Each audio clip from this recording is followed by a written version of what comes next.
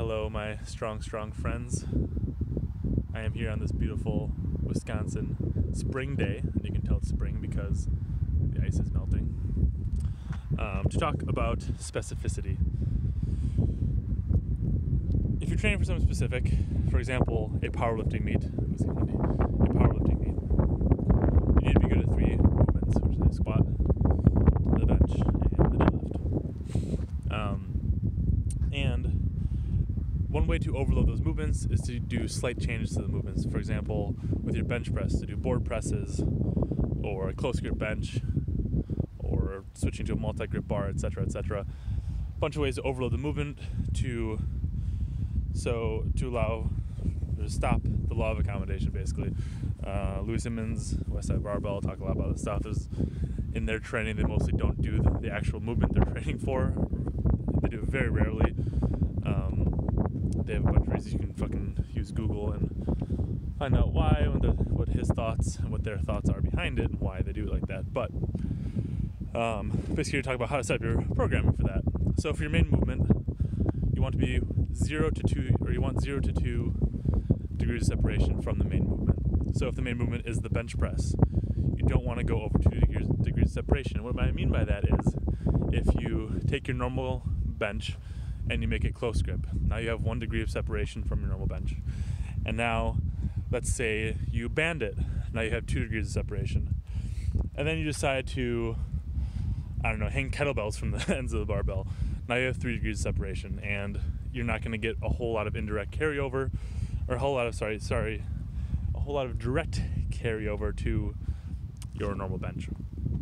So for your main movements, you want to keep it within either 0 degrees of separation or up to 2. So if the squat, if you add a pause in, I have 1 degree of separation. You got bands, you have 2, that's fine. And then you suddenly decide to turn it into a lunge.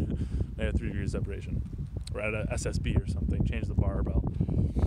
Now you have 3 degrees of separation. And you're not going to get a whole lot of direct carryover to the movement you want to get progress with. So an easy way to set up your training is your main movement, 0 to 2, like I just said.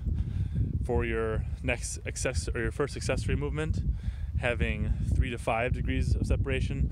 So that might be a change in barbell. Maybe you go and do skull crushers. Now you've gone, so you have a close grip, you have a different barbell, you have a different bar path. There's 3 degrees of separation right there. Great for your second movement of the day after your main movement. And then for the accessories after that, you could be anywhere from 5 to 8 degrees of separation.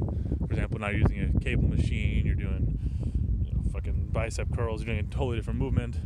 Easy way to set up your training. If you don't really know how to do things or how to set up your own training and you're trying to train for something specific, and maybe you're a person who doesn't like following a program or doesn't really know how to set up accessories, it's an easy way to do it. I have a video about hammering your weaknesses and how to really do accessories, the way you should be treating them. But yeah, pretty simple. This isn't rocket science. But some people just go really overboard on their movements and are hoping to get some kind of carryover to their main movement. So they'll reverse band, close grip with chains and fat grips and everything they can possibly imagine, hoping that something will come out of it, and it won't. This is what I'm saying, basically.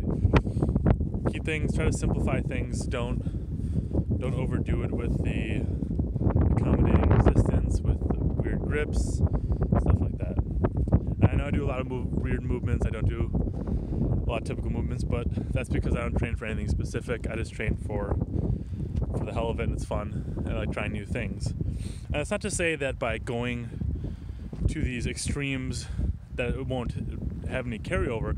You can still get indirect carryover. For example, if you're doing landmine presses in the hope that it'll carry over to your bench, it might indirectly, in the way of maybe stronger shoulders, more stable shoulder, bigger upper chest, I don't know, whatever it happens to be.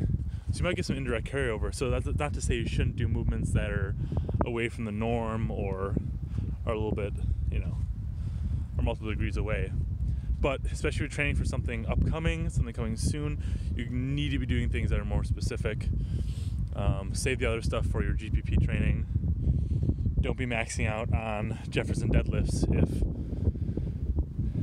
or banded Jeffersons, hoping that it'll carry over to your regular deadlift lock, because it's probably not going to have a shit ton of carryover. It'll certainly have some again, but you need to be doing movements that are closer to what your specific goal is.